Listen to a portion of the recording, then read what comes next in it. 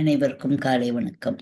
நாம் ஸ்ரீ ஆஞ்சநேய புராணம் புஸ்தகம் பார்த்துட்டு இருக்கோம். அதுல 40th சாப்டர் மதுவனத்தில் மகிழ்ச்சி கூத்து அது வந்துட்டோம். 39 சாப்டர்லாம் என்ன பார்த்தோம் அப்படின்னா,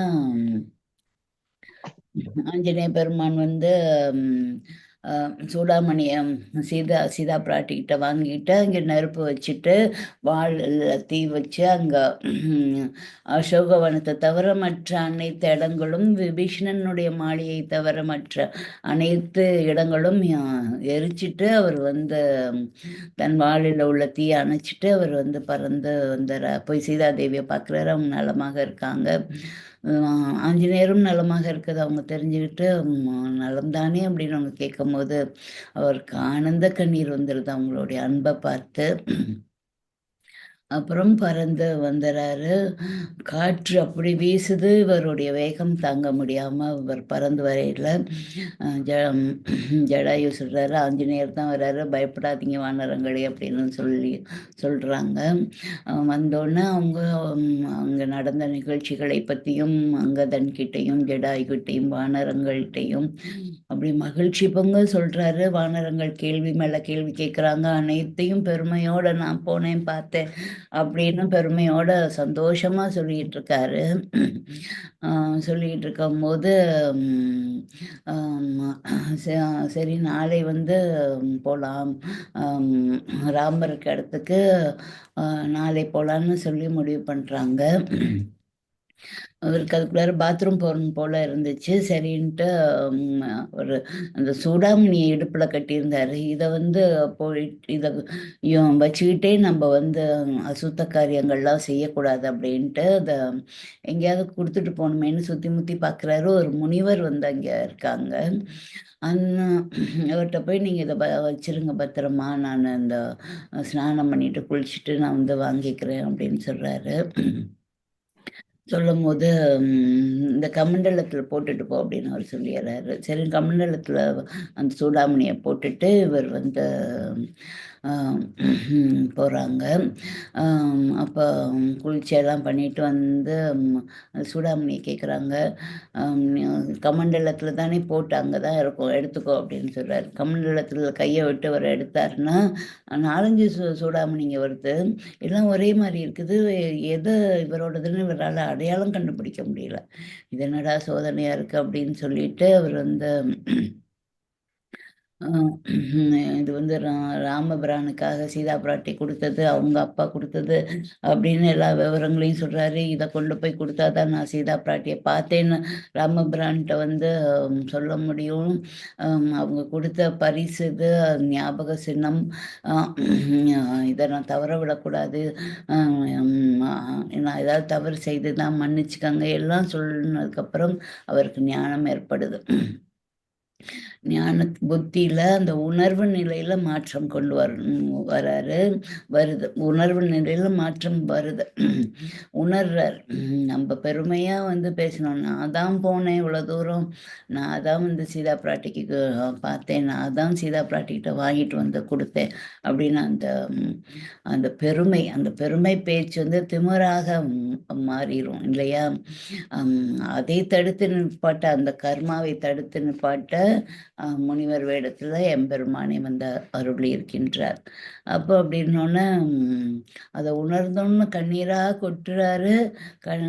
அந்த கையில இருக்க அந்த சூடாமணியோட வெயிட் கம்மியாகுது.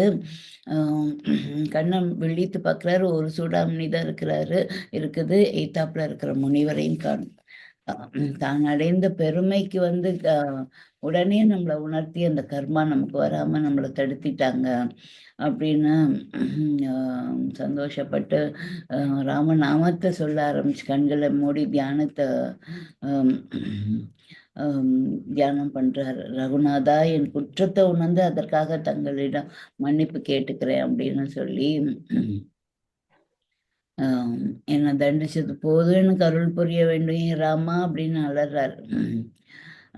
அப்புறம் அவர் கிஷ்கிந்தை இந்த திக்கை நோக்கி அவர் நெடுஞ்சாங்கிடையாக ராமரை நினைத்து விழுந்து நமஸ்கரிக்கிறார். அது நம்ம இப்போ அதுக்கு அடுத்த சாப்டர் வந்துடும். 40th சாப்டர், மதுவனத்தில் நிகழ்ச்சி கூத்து. மொத்தம் 35 சாப்டர்ஸ் இருக்கு, பார்ப்போம்.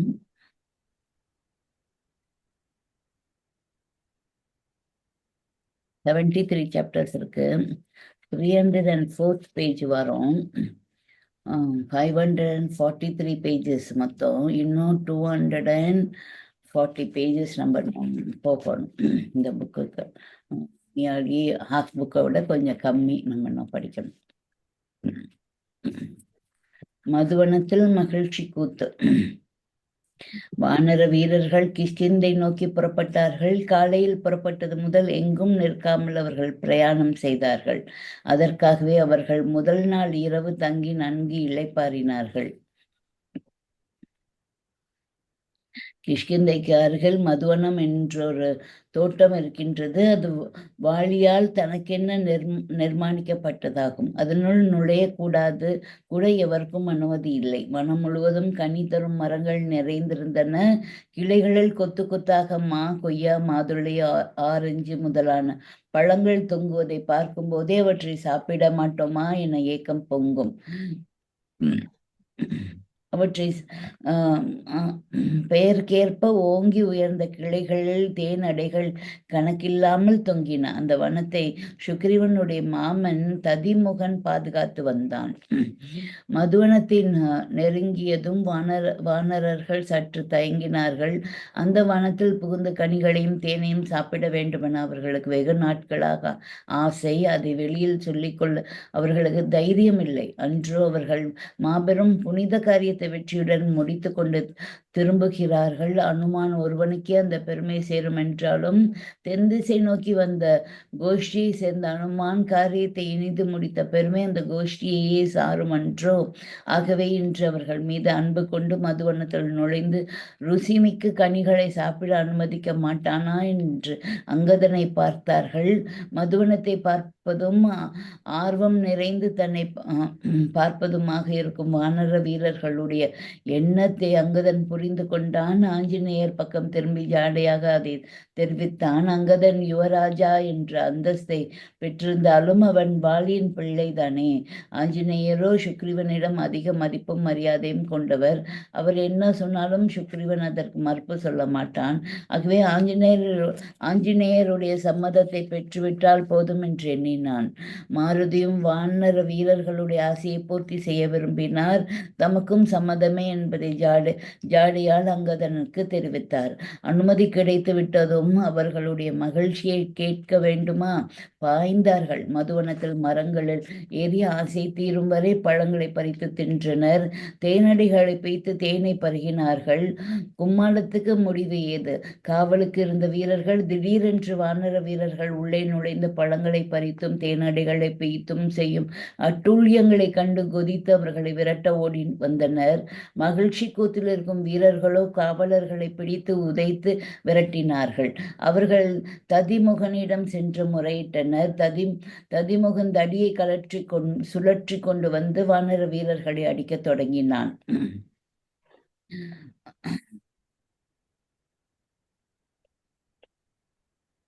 அடே, உங்களுக்கு எத்தனை துணிச்சல் இருந்தால் சுக்ரீவ மகாராஜாவினுடைய இந்த பிரத்யேக வனத்தில் நுழைந்து மனம் போனபடி பழங்களை பறித்தும் தேனடிகளை பீத்தும் நாசம் செய்வீர்கள். உங்களை என்ன செய்கின்றேன் பார் என்று அதட்டி கொண்டு தடியால் அடிக்கலானான். அடிப்பட்ட வானர வீரர்கள் வழி பொறுக்க முடியாத அலறினார்கள். மற்ற வீரர்களுக்கு கோபம் வந்துவிட்டது.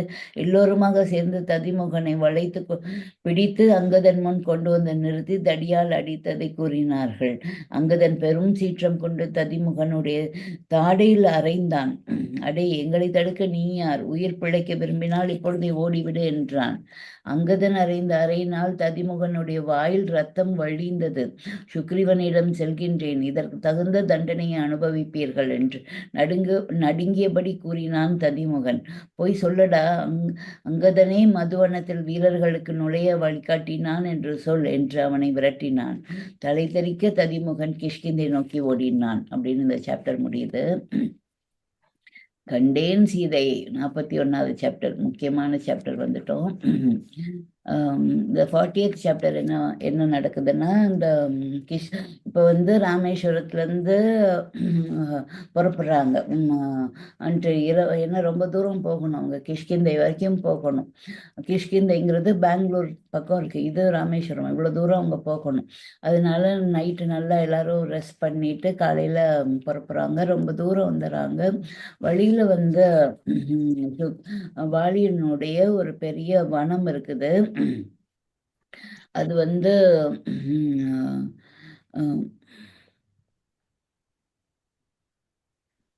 கிஷ்கிந்தைக்கு போகிற வழியில் ஒரு மதுவனம் இருக்குது. அந்த ஒரு பெரிய தோட்டம்.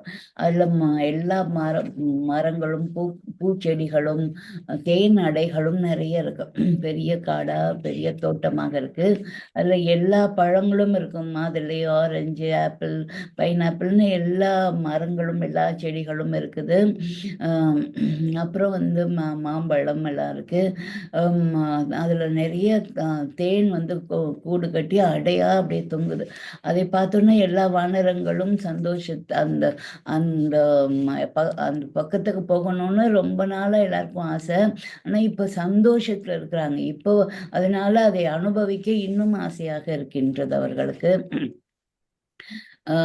எல்லாரும் வந்து அந்த மதுவனத்தை பார்க்குறதும், யுவராஜன் யுவராஜன் அப்படின்னா என்ன அர்த்தம்னா, யுவன யங், யங்காக உள்ள ராஜன், அரசன் அப்படின்னு அர்த்தம். அதாவது ராஜாவோட பையன், பிரின்ஸ் அப்படின்னு வச்சுக்கலாம். யுவராஜன், என்ன அழகான தமிழ் வார்த்தை பாருங்க அது. அந்த யுவராஜனை பார்க்குறாங்க, இங்கே மதுவனத்தை பார்க்குறாங்க. அதை பார்த்தோன்னா அங்கதன் புரிஞ்சுக்கிறான். இருந்தாலும் சரின்னு சொன்னால் எங்கள் சித்தப்பா திட்டு வாங்குவோமோன்னு அவர் சுக்ரீவன் சித்தப்பா வந்து ஹனுமான் மேலே பெரும் மரியாதை கொண்டவர். ஹனுமான் என்ன சொன்னாலும் கேட்பாரு.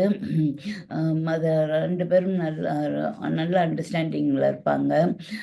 ஏன்னா ஹனுமான் வந்து நியாயமானதை தான் சொல்லுவார், சரியானதை தான் சொல்லுவார்.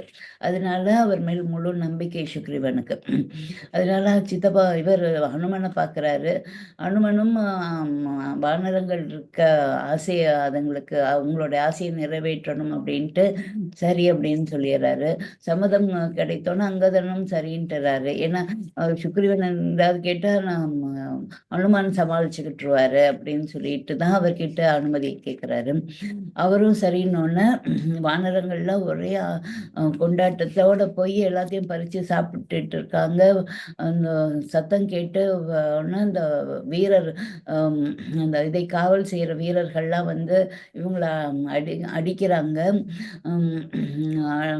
தடியால் அடிக்கிறாங்க. அப்புறம் போயிட்டு அவங்களுடைய என்ன ததிமுகன், அவர் சுக்ரீவனுடைய அப்பாவுடைய பேரு, சுக்ரீவனுடைய மாமனாருடைய பேரு, அவர் தான் இங்கே காவல் செய்கிறவர். அவர்கிட்ட ஓடி போய் சொல்கிறாங்க மற்ற காவல் வீரர்கள். அவர் வந்து உங்களுக்கு என்ன தைரியம் இங்கே வந்து தேனிடைகளை பழங்களெல்லாம் பறித்து சாப்பிட்றீங்களான்னு அந்த பெரிய தடியை வச்சுக்கிட்டு எல்லாரையும் அடிக்கிறாரு. அப்போ வந்து மற்ற வானர வீரர்கள்லாம் அவரை சுற்றி சூழ்ந்துக்கிட்டு அவரை பிடித்து கொண்டு அங்கதன் முன்னாடி வந்து நிப்பாட்டுறாங்க. அங்கதன் ஓங்கி ஒரு அறையிறாரு. அவர் வாயில் தாடையிலேருந்து ரத்தம் வந்துடுது. அப்போ அவர் வந்து இருங்க, இப்படியா செய்கிறீங்க, நான் சுக்ரீவன்கிட்ட போய் சொல்கிறேன், அங்கதன் தான் இப்படி செய்தான்னு போய் சொல்லு அப்படின்னு சொல்லி அனுப்பி வைக்கிறாங்க. இது வரைக்கும் நம்ம பார்த்துருக்கோம். இப்போ வந்து கண்டேன் சீதையை பார்க்க போகிறோம். ரிஷியமுக பர்வதத்தில் குகை வாயிலில் அமர்ந்திருந்த ஸ்ரீராமனுடைய முகத்திலே கவலை சூழ்ந்திருந்தது. கிழக்கு மேற்கு வடக்கு என்னும் 3 திக்குகளிலும் தேடி சென்றவர்கள் சீதையை காணவில்லை என்று திரும்பி வந்து விட்டார்கள். தெற்கே சென்ற அனுமானையும் மற்றவர்களையும் காணவில்லை. அவர்களும் சீதையை காணவில்லை என்று செய்தியை கொண்டு வருவார்களோ என வருந்தினார் ராகவன். சுக்ரீவன் 1 மாத கெடு கொடுத்து வைத்திருக்கின்றான் இருந்தான். அந்த கெடு முடிந்த பல நாட்கள் ஆகிவிட்டன. ஆகவே ராமனுடைய கவலை அதிகரித்தது. காலக்கெடு முடிந்த பின்னர் தோல்வியுடன் திரும்பி கிஷ்கிந்தைக்கு செல்ல வேண்டாம் என்று வானரர்கள் தீர்மானித்து விட்டார்களா? கெடு முடிந்த பின்னரும் தேவியை காண முடியும் என தேடிக்கொண்டிருக்கின்றார்களா? இரண்டும் இன்றி அரக்கர்களிடையே அகப்பட்டு கொண்டு மீண்டும் வர முடியாது தவித்துக் கொண்டிருக்கின்றார்களா? ஸ்ரீராமன் ஏதேதோ எண்ணி குழம்பினார். சுக்ரீவனோ அவருக்கு தைரியம் கூறி வந்தான். அங்கதன், ஜாம்பவான், அனுமான் முதலான சிறந்த வீரர்கள் சென்றிருப்பதால் அவர்களுக்கு கெடுதல் ஏதும் ஏற்படாதென்று தெரிவித்தான். அன்னையின் இருப்பிடம் பற்றி ஏதோ தகவல் எட்டியிருக்க வேண்டும். அதன் காரணமாகவே காலக்கெடு தீர்ந்த பின்னரும் அவர்கள் திரும்பாது தேடிக்கொண்டிருக்க வேண்டும் என்றே அவன் அபிப்பிராயப்பட்டான். தினமும் காலையிலும் மாலையிலும் அவர்களை எதிர்பார்த்து ஏமாற்றம் அடைந்து வந்தனர். அன்றைய தினம் பிற்பகல் வழக்கம் போல் ராமனை சந்தித்து உரையாட மலைக்குகைக்கு வந்திருந்தான் சுக்ரீவன். அவனும் ராமனும் அமர்ந்து பேசிக் கொண்டிருக்கையில் தூரத்தே ஆரவாரம் கேட்டது. திடுக்கிட்டு எழுந்து பார்த்தபோது ததிமுகன் அலறி கொண்டு வருவதையும் அவன் பின்னால் வானர வீரர்கள் சிலர் ஓடி வருவதையும் கண்டான். அவனுக்கு ஒன்றும் புரியவில்லை. வாயிலிருந்து ரத்தம் ஒழிய ததிமுகன் ஓடி வந்த சுக்ரீவனுடைய கால்களில் விழுந்து என்னை காப்பாற்ற வேண்டும் என்று கதறினான். மாமா, என்ன நடந்தது? உங்களை தாக்கியது யார் என்று கோபத்தோடு கேட்டான் சுக்ரீவன். சுக்ரீவா, வானர வீரர்கள் மதுவனத்தில் புகுந்து நாசம் செய்கின்றனர். தேனடிகள் அனைத்தும் பாழாகிவிட்டன. அவர்களை விரட்ட சென்ற காவலர்களையும் என்னையும் கண்டபடி தாக்கினர். அங்கதனும் அனுமானும் அவர்கள் செய்யும் காரியங்களை முழு மனதோடு அங்கீகரித்துள்ளார்கள். உன்னிடம் தெரிவித்தால் தங்களுக்கு பயம் ஒன்றுமில்லை என அங்கதன் ஏளனம் செய்து பேசினான். என் கன்னத்தை பார். அங்கதன் அத்தனை பேர் முன்னிலையிலும் அறைந்து அவமானப்படுத்தி விட்டார் என்று கண்ணீர் பெருக்கினான் ததிமுகன். அவன் கூறிய செய்தியை கேட்டு முதலில் சுக்ரீவன் கோபம் கொண்டான். என்றாலும் அனுமானும் அவர்களுடன் சேர்ந்து கொண்டிருக்கின்றான் என்று தகவல் அவன் கோபத்துக்கு தடை விதித்தது. மகா உத்தமனான அனுமான் இது போன்ற ஒரு காரியத்துக்கு உடந்தையாக இருக்கின்றான் என்றால் அதில் ஏதோ விசேஷம் இருக்க வேண்டும் என தோன்றியது. மாமா, அங்கதன் யுவராஜன் அல்லவா? எனக்குள்ள முக்கியத்துவம் அவனுக்கும் உண்டல்லவா? சரி, போனது போகட்டும். உடனே திரும்பி சென்று அவர்களை எதிர்பார்த்து நான் காத்திருப்பதாக கூறி அனுப்பிவை என்றான் சுக்ரீவன். ததிமுகன் மதுவனத்துக்கு ஓடினான். அவர்கள் பேச்சு கவனித்துக் கொண்டிருந்த ராமனுக்கு ஏதும் விளங்கவில்லை. சுக்ரீவா, ததிமுகன் என்ன சொல்கின்றான்? அனுமான் முதலானோர் திரும்பி விட்டார்களா? மதுவனத்தில் புகுந்து நாசம் விளைவிக்கின்றனரா? அவர்களுக்கு அத்தகைய கோபம் உண்டாக காரணம் என்ன என்று வினவினார். சுவாமி, கவலை தரும் செய்தி ஏதும் இல்லை. அன்னையை தேட சென்றவர்கள் திரும்பிவிட்டனர். உயிராய் பாதுகாத்து வரும் மதுவனத்தில் அனுமதியின்றி எவரும் நுழைய துணிய மாட்டார்கள்.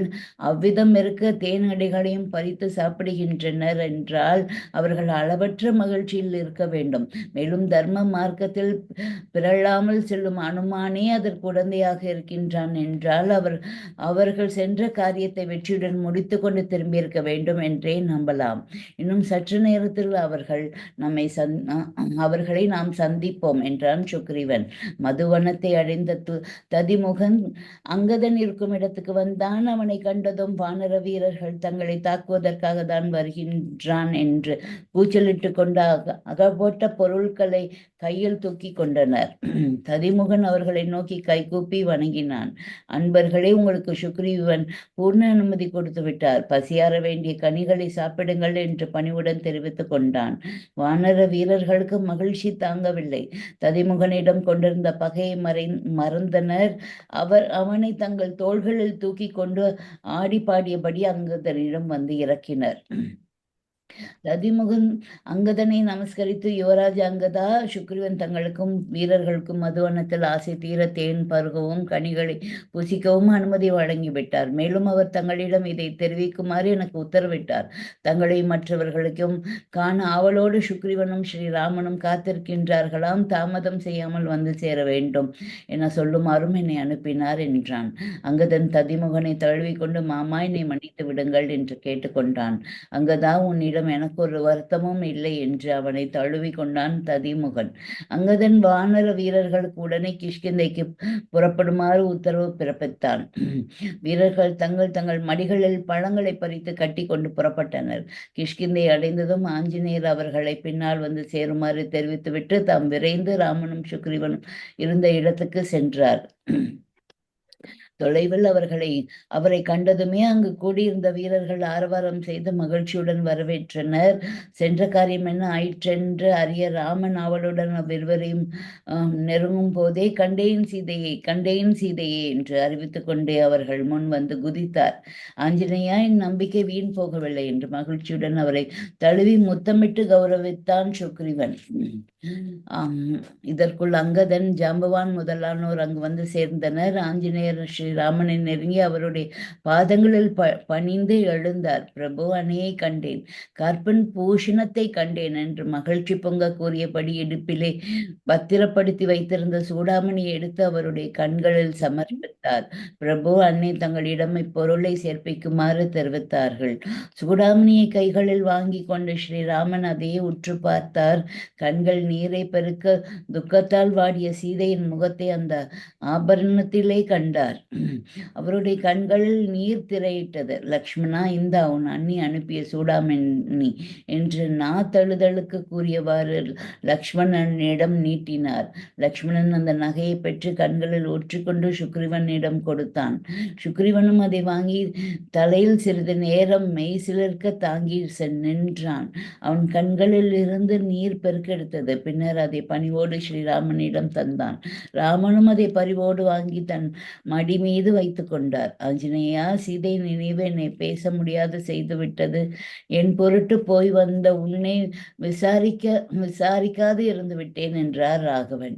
பிரபு, தங்களுடைய வார்த்தைகள் என்னை பரவசப்படுத்துகின்றன. என்னிடம் தாங்கள் கொண்டிருக்கும் ஆழ்ந்த அன்பைதான் இவை எடுத்து கூறுகின்றன.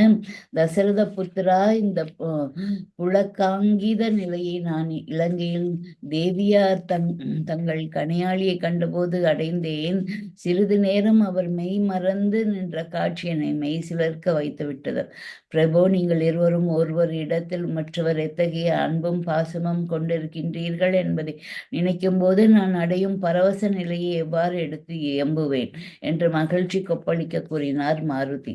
இருக்கையை விட்டு எழுந்திருந்த ராமன் தன் முன்பு உடல் குறுகி நின்றிருந்த அனுமானை நெருங்கி அவரை ஆலிங்கனம் செய்து கொண்டு மகிழ்ச்சி கண்ணீரையே பெருக்கினார்.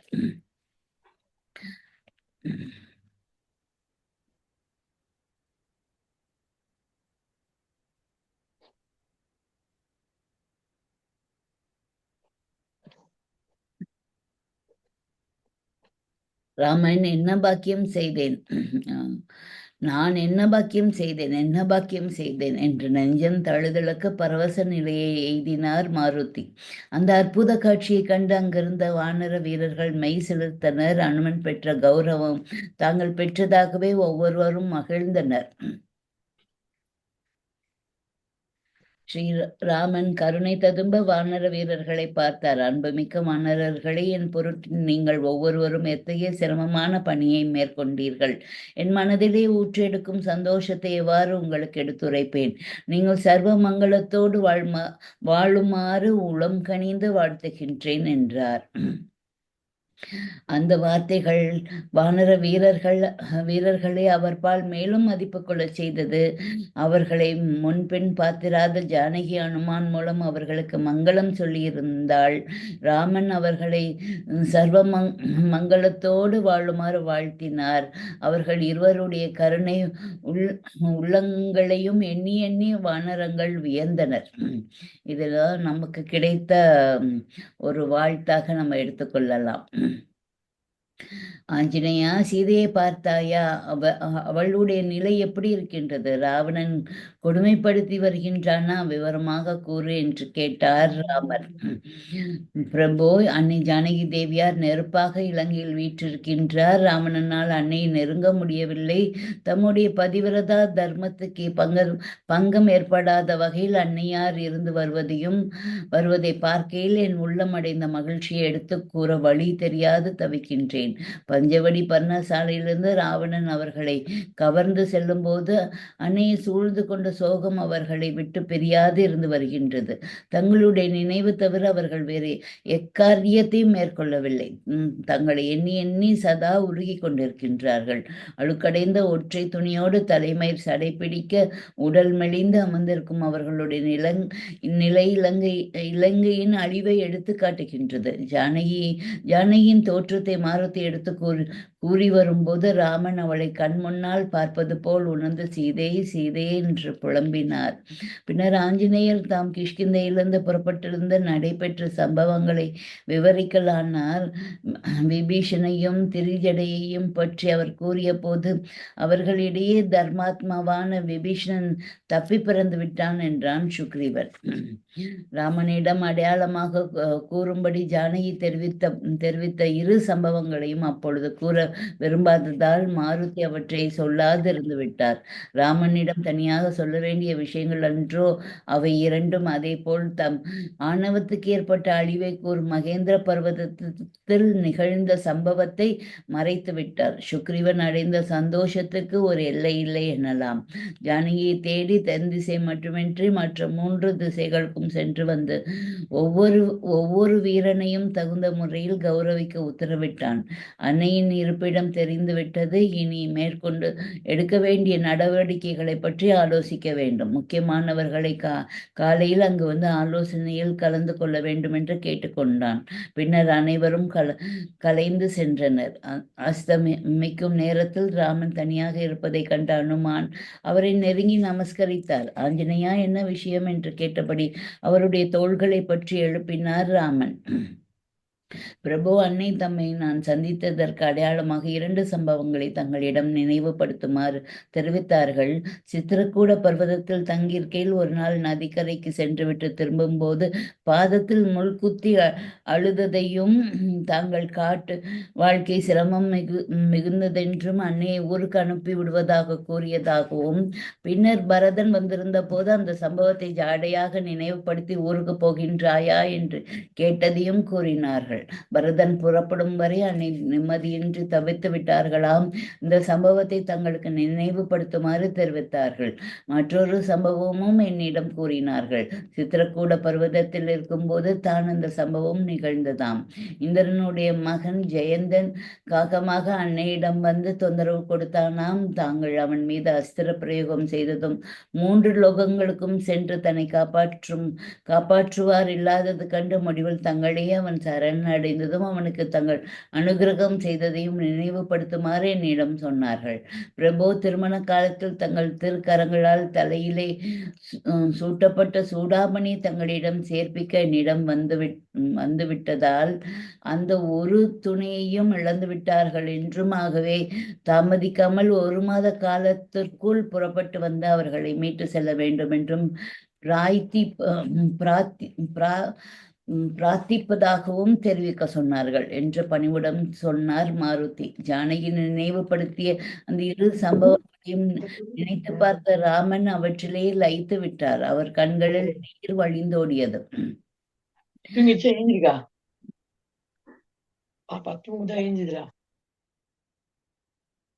அஞ்சனையா, உனக்கு நான் என்ன கைமாறு செய்வேன் என்று தெரியாது தவிக்கின்றேன் என்று நெஞ்சம் தழுதழுக்க கூறினார் ராமன். பிரபு, மற்றொரு சம்பவம் என் மனதிலே தலை தூக்கிய ஆணவத்தை அடியோடு அழுத்திவிட்ட தங்கள் கருணையை நான் எப்படி சொல்வேன் என்ற மாருதி கண்களில் நீர் மல்க அந்த சம்பவத்தை விவரித்தார். பின்னர் ராமனுடைய பாதங்களில் நமஸ்கரித்து, மகானுபாவா, இனியொரு முறை என் உள்ளத்தில் அம்மாதிரி நினைக்க மாட்டேன். தங்கள் அனுகிரகமின்றி அடியினால் எதை செய்ய முடியும் என்று மன்றாடினார். ஆஞ்சநேயா, சிறந்த அறிவாளியான நீ ஒருபோதும் தவறான மார்க்கத்தில் செல்ல மாட்டாய். சாஸ்திரங்களை நன்கு உணர்ந்தவன் நீ. அப்படியே உன்னையும் அறியாமல் தவறான பாதையில் சென்று விட்டாலும் அதை உணர்ந்து நிவர்த்தி செய்து கொள்ளும் திறமையும் உனக்கு உண்டு என்றார் ராமன். பின்னர் மாருதி லக்ஷ்மணனை சந்தித்து அவனை ஜானகி விசாரித்த விவரத்தையும் தெரிவித்தார். தங்களுடைய வார்த்தையை கேட்டிருந்தால் இப்படி ஒரு கஷ்டம் நேர்ந்திருக்காதென்றும், நாயகனுக்கு ஆபத்து நேர்ந்திருந்தால் என்ன செய்வது என்ற பரபரப்பிலே தங்களை கோபமாக பேசிவிட்டதாகவும் தங்களிடம் எவ்வித கோபமோ வருத்தமோ இல்லை என்றும் அன்னை தெரிவிக்க சொன்னார்கள். தங்கள் நலனை மிகுந்த அக்கறையோடு விசாரித்தார்கள் என்றார். லக்ஷ்மணன் துக்கத்தால் விம்மினான். அண்ணனிடமும் அவன் மனைவியிடமும் லக்ஷ்மணன் கொண்டிருந்த பக்தியை கண்டு மாருதி மனதுக்குள்ளே பாராட்டினார். இதோட அந்த 41st சாப்டர் முடியுது. 42nd சாப்டர் வந்து அஞ்சனா தேவியின் உபசரிப்பு. அடுத்தது சமுத்திர தீரத்தில் சாரங்கராமன். தந்தேன் இலங்கையை. அடுத்தது எல்லாம் நாளை சரி பார்ப்போம். தூது சென்ற யுவராஜன். கிஷ்கிந்தை மன்னனின் கோபம். சஞ்சீவி கொணர்ந்த சிரஞ்சீவி.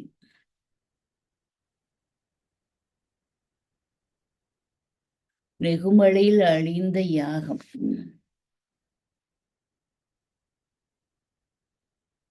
வாளால் கட்டிய கோட்டை.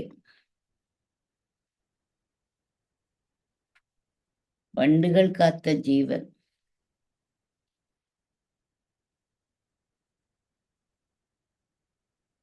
மூலபலத்தின் முழு நாசம். கொடியாய் நின்ற கவிசிரேஷ்டன். சேதுக்கரையில் சிவபூஜை.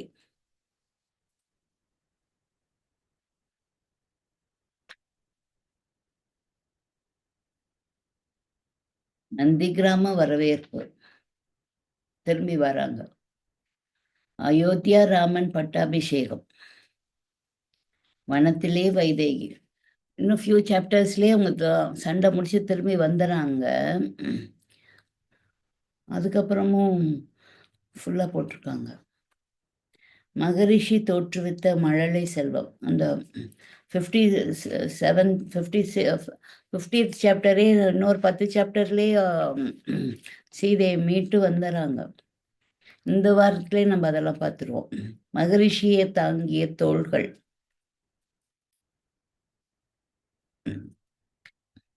ராமநாமத்தால் கட்டுண்ட ஈசன். ராமபக்தனுடைய பாத ஸ்பர்சம்.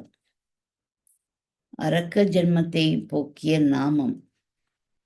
ராமபக்தியின் வெற்றி. அற்புதமா இருக்கு. தந்தையை எதிர்த்த தனையர். அதிதியாக வந்த மகேஸ்வரன். ஆத்ம பக்தன் ஆஞ்சநேயன். அதுக்கப்புறம் ஃபுல்லா ஆஞ்சநேயரை பத்தி தான். வைகுண்டம் வர மறுத்த வானர சிரேஷ்டர். அன்னையை பரிசோதித்த அச்சுதன். பாதையில் படுத்திருந்த குரங்கு. துவாரகையில் திவ்ய தரிசனம். எல்லாம் ஹனுமான பத்தி. கலியுகத்தில் கவி சிரேஷ்டன். உத்தவர் நடத்திய உற்சவம்.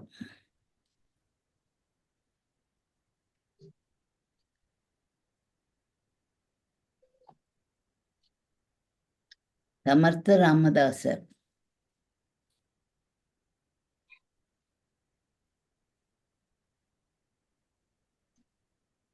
ராமாஞ்சனேய உத்தம். ஸ்ரீ ஆஞ்சநேயர் ஸ்தலங்கள். அதுதான். அப்புறம் 50th சாப்டர்லேருந்து 73லேருந்து 73 வரைக்கும் வேற வேற புக்ஸ்லேருந்து அவங்க எடுத்து போட்டிருக்காங்க.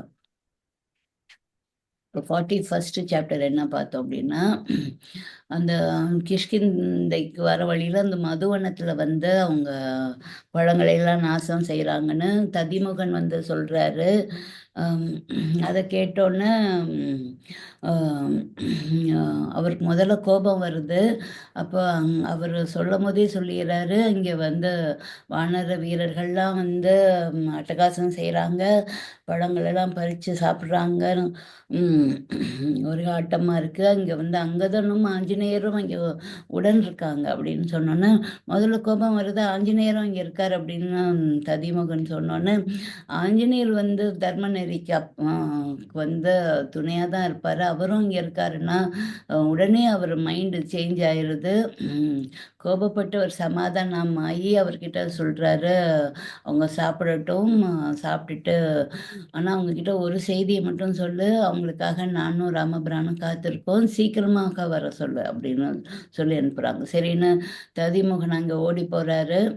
வேகமாக போய் வானர வீரர்கள்லாம் அங்கே கிடைக்கிற பொருட்களை அவரை அடிக்க வந்து ரெடியாக எடுக்கிறாங்க. அவரை மறுபடியும் பார்த்தோன்னு, ததிமுகனை பார்த்தோன்னு அவர் வந்து நமஸ்காரம் பண்ணுறாரு. பண்ணோன்னே ஆம், நல்ல செய்தி நான் கொண்டு வந்திருக்கேன். நீங்கள் எல்லாரையும் உங்கள் எல்லாரையும் உங்கள் இஷ்டம் போல் சாப்பிட சொல்லி ஆம், அவரை ஆம், வாலியோட தம்பி சுக்ரீவனே சொல்லியாச்சு, ராஜாவே சொல்லியாச்சு. அதனால் நீங்கள் சாப்பிடுங்க அப்படின்னோன்னா அவங்கெல்லாம் ரொம்ப சந்தோஷம் அடைஞ்சு அவங்களுடைய தோள்களில் ததிமுகனை தூக்கி கொண்டு போய் அங்கதன் இருக்க இடத்துல விடுறாங்க. அவங்க தோளில் தூக்கிட்டு வந்தோடனே அவர் தெரிஞ்சுக்கிட்டு மன்னிப்பு கேட்குறாரு அங்கதன். ஆம், நான் அப்படி உங்களை அடித்ததுக்கு மன்னிச்சிருங்க அப்படின்னு கே கேட்டுக்கிறாரு. அவர் வந்து ஆம், சுக்ரீவ மகாராஜாவே வானரங்களை வந்து சாப்பிட சொல்லிட்டாங்க. ஆனால் ஒரு செய்தியும் உங்ககிட்ட சொல்லி அனுப்பியிருக்காங்க. உங்களை வந்து உடனே அவங்க ராமபிரானும் ராஜாவும் காத்துக்கிட்டு இருக்காங்க. உங்களை உடனே புறப்பட்டு வர சொன்னாங்க அப்படின்னு செய்தியும் சொன்னாங்கன்னா அவங்க எல்லாரும் உடனே புறப்படுறாங்க. அந்த பக்கம் வந்து சுக்ரீவன் வந்து ததிமுகன்ட்டு அப்படி சொன்னோன்னே ராமபிரான் அதை கேட்டுக்கிட்டு இருந்தவங்களுக்கு ஒன்றும் புரியலை. ராமபிரான் வந்து கவலையாக இருக்கிறாங்க. அதுக்கு முன்னாடி ததிமுகன் வந்து சொல்கிறதுக்கு முன்னாடி கவலையாக இருக்காரு. ஏன்னா எல்லா பக்கமும் சென்ற வீரர்கள் வந்துட்டாங்க. தென் திசை நோக்கி போனவங்க இன்னும் வரல.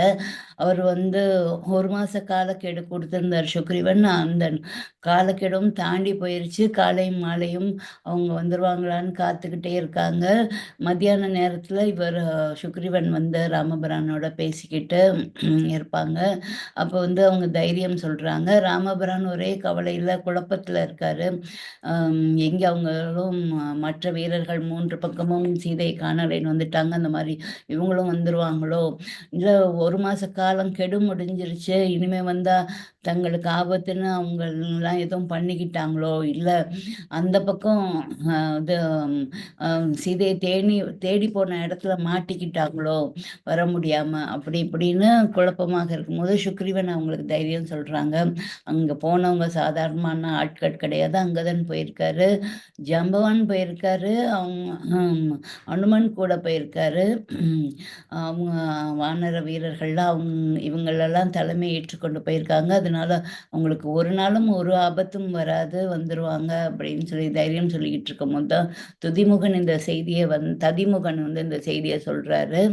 அப்போ சொன்னோன்னே ராமபிரான் என்ன நடந்துச்சுன்னு குழப்பமாக கேட்கும் போது சுக்ரீவன் சொல்றாங்க, நல்ல செய்தி தான், அவங்கெல்லாம் வந்துட்டாங்களாம், அனுமன் அங்கதன்லாம் வந்துட்டாங்களாம். அவங்க தலைமையில தான் இவங்க வானர வீரர்கள்லாம் வந்து மதுவனத்துல சாப்பிட்டுட்டு இருக்காங்களாம் அப்படின்னு அவங்கள உடனே வர சொல்லியிருக்கேன்னொன்னே காத்துக்கிட்டு இருக்கையில் அவங்க எல்லாரும் வேகமாக வராங்க. கிஷ்கிந்தை பக்கத்தில் வந்தோடனே அனுமான் வந்து நான் முதல்ல போகிறேன் அப்படின்னு சொல்லிட்டு முதல்ல வந்து கண்டேன் சீதை அப்படின்னு சொல்லிட்டு வந்து குதிக்கிறாரு. எல்லாரும் சந்தோஷப்படுறாங்க. வானர வீரர்கள்லாம் ஒரே ஆர்ப்பாட்டம் செய்கிறாங்க. அப்போ அங்கதனும் ஜாம்பவானும் பின்னாடி அவங்களும் வந்துடுறாங்க. வந்துட்டு எல்லாரும் நமஸ்காரம் பண்ணுறாங்க. அவங்க எல்லாரையும் கட்டி தழுவிக்கிறாரு சுக்ரீவன். உன்னால எனக்கும் எல்லா வானர வீரர்களுக்கும் பெருமை அப்படின்னு ஹனுமானையும் தழுவிக்கிறாரு. அப்போ ராமபிரானை எல்லாரும் நமஸ்காரம் பண்ணும்போது அவர் எழுந்து வந்து வராரு ராமபிரான். ஆஞ்சநேயர் அந்த நமஸ்காரம் பண்ணி எழுந்தோன்னே அவர் தோள்களை பற்றி தூக்கி விடுறாரு ராமபிரான். அவங்க கிட்ட இந்த சூடாமணியை கொடுக்குறாரு. இந்த மாதிரி அன்னை வந்து அடையாளமாக இதை வந்து உங்ககிட்ட கொடுக்க சொன்னாங்க அப்படின்னு சொல்லிட்டு கொடுக்குறாங்க.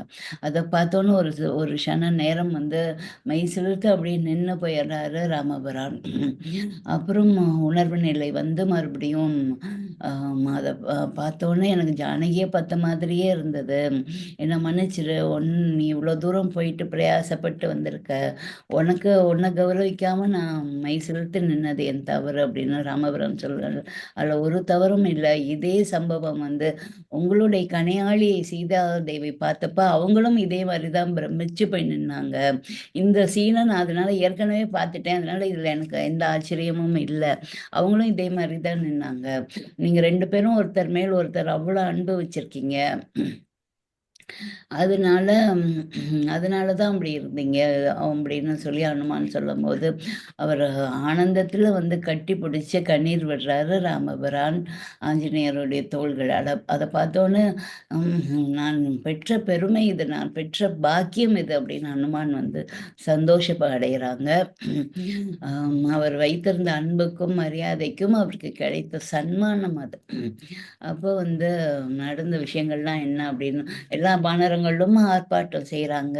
ஹனுமானை வந்து அவர் கட்டி தழுவி கண்ணீர் விட்டப்ப குதிக்கிறாங்க, சந்தோஷம் அடைகிறாங்க. அப்போ வந்து என்ன நடந்ததுன்னா, இங்கே நடந்த அனைத்து விஷயங்களையும் வந்து ராமபிரான் சொல்கிறாங்க. அன்னை வந்து உங்கள் ஞாபகமாகவே இருக்காங்க, அவங்க நெருப்பில் இருக்கிற மாதிரி இருக்காங்க, அவங்கள ராவணன் வந்து நெருங்கவே முடியலை. அவங்க வந்து தலையெல்லாம் பின்னாமல் அப்படியே ஜட விழுந்த தலையோட அப்படியே ஒரே சேலையோட அழுக்கு சேலையோடே அப்படியே இருக்கிறாங்க. அவங்க வைத்திருந்த ஒன்று தான் துணையாக வச்சிருந்தாங்க இந்த சூடாமணி. அதையும் உங்ககிட்ட கொடுக்க சொல்லி கொடுத்துட்டாங்க. இன்னும் 1 மாத காலத்துக்குள்ளார உங்களை வந்து மீட்டு விட்டு வர சொன்னாங்க அப்படின்னு சொல்லி எல்லா விஷயங்களையும் சொல்றாங்க. அவர் வந்து அவங்க சீதாதேவியே வந்து நேர்ல பார்த்த மாதிரி இருக்கு அனுமன் சொல்ல சொல்ல. அப்புறம் சுக்ரீவன் வந்து எல்லா வானர வீரர்களுக்கும் உள்ள சன்மானங்களை வழங்க சொல்லி ஆணையிடுறாரு. எல்லாரும் இவ்வளோ தூரம் போயிட்டு இவ்வளோ கலைச்சி போய் வந்திருக்காங்க, அவங்களுக்குள்ள சன்மானங்களை எல்லாம் வழங்க சொல்றாரு. அவங்களுக்குள்ளதெல்லாம் எல்லாரையும் போய் ரெஸ்ட் எடுக்க சொல்றாங்க. இனிமேல் வந்து கலந்து ஆலோசித்து அடுத்து என்ன செய்யணும், நம்ம இப்போ சீதா தேவி மாதா இருக்க இடம் தெரிஞ்சிருச்சு, நம்ம எப்படி போகணும், அதுக்கு என்ன செய்யணும், முக்கியமான அந்த தலைவர்களை மட்டும் வந்து வர சொல்லிட்டு நாளை வந்து பாருங்கன்னு சொல்லிட்டு எல்லாரையும் ரெஸ்ட் எடுக்க போக சொல்லி அனுப்பி விட்டுறாரு. மாலை நேரத்துல ராமபிரான் வந்து தனிமையில இருந்து சீதாதேவியை நினைச்சுட்டே இருக்கும் போது சீதா சீதா அப்படின்னு நினச்சிட்டே இருக்காங்க. அப்போ ஹனுமான் வந்து அங்கே வராங்க. உங்களுக்கும் சீதாதேவிக்கும் உள்ள 2 விஷயங்களை வந்து நீங்கள் தனியாக இருக்கும் போது சீதாதேவி சொல்ல சொன்னாங்க அப்படின்ட்டு. வனத்தில் இருக்கும் போது நடக்கும் போது முள் தைத்ததும் இந்த காட்டிலேயே நீ கஷ்டப்படுற நீ போயிடுன்னு நீங்கள் சொன்னதும், பரதன் வந்தப்போ நீ போயிடுறியான்னு நீங்கள் ஜாடையாக கேட்டதும் பரதன் திரும்பி போகிற வரைக்கும் அவங்க பரிதவிப்போட இருந்ததையும் ஆங்ஸைட்டியில் இருந்ததையும் வந்து உங்ககிட்ட சொல்ல சொன்னாங்க. அப்புறம் அந்த இந்திரனுடைய பையன் ஜலந்தன் வந்து அவங்க மேலே ஆசைப்பட்டு காகம் ரூபம் எடுத்து அவங்கள கொத்தியதையும், நீங்கள் ஒரு புல்லை பறித்து போட்டு அவரை அவர் பிரம்மாஸ்திரத்தை ஏவி விட்டதையும், அவர் 3 லோகங்களுக்கும் சென்று அவரை காப்பாற்ற யாரும் இல்லாமல் உங்ககிட்டே வந்து சரணடைந்ததையும், நீங்கள் அவருக்கு வந்து அவர் உயிரெடுக்காம அவரை ஒரு கண்ணை மட்டும் அந்த பிரம்மாஸ்திரம் பறித்து கொண்டு அவரை போக சொன்னதையும் அந்த சம்பவங்கள் எல்லாம் உங்களுக்கு நினைவுபடுத்த சொன்னாங்க. இன்னும் ராவணன் வந்து 1 மாச கெடு தான் கொடுத்துருக்கான். நீங்க வந்து மீட்டுட்டு வராட்டி அங்கேயே தன் உயிரை விட்டுடுவாங்க. அந்த செய்தியையும் அனுமான் வந்து அவங்க சொன்னதாக தெரிவிக்கிறாரு. அதெல்லாம் கேட்டோன்னே ராமபிரான் வந்து கண்ணீர் விடுறாங்க. சீதா ஞாபகமாகவே இருக்காங்க. அப்போ லக்ஷ்மணன் வராரு. அண்ணி வந்து ஏதாவது சொன்னாங்களா அப்படின்னோடனே, ராமபிரானுக்கு ஏதாவது ஆபத்து நேர்ந்திருக்குமோன்னு தான் உங்கள் வார்த்தைகளை கேட்காம வந்து அவங்க உங்களை வந்து இப்போ கடுமையாக பேசி உங்களை அனுப்பிட்டதா ரொம்ப வருத்தம் தெரிவித்தாங்க. உங்கள் வார்த்தைகளை மதிக்காமல் அன்று அவதூறாக பேசினதுக்கு தான் அவங்க இப்போ தண்டனை அனுபவிக்கிறாங்க அப்படின்னும் சொன்னாங்க. உங்களை மன்னிப்பு கேட்க சொன்னாங்க. ரொம்ப வருத்தப்பட்டாங்க அப்படின்னு சொல்லி அனுமன் சொன்னோன்னே அன்னை ராமபிரான் மேலேயும் சீதாதேவியும் மேலேயும் அவங்க வச்சிருக்க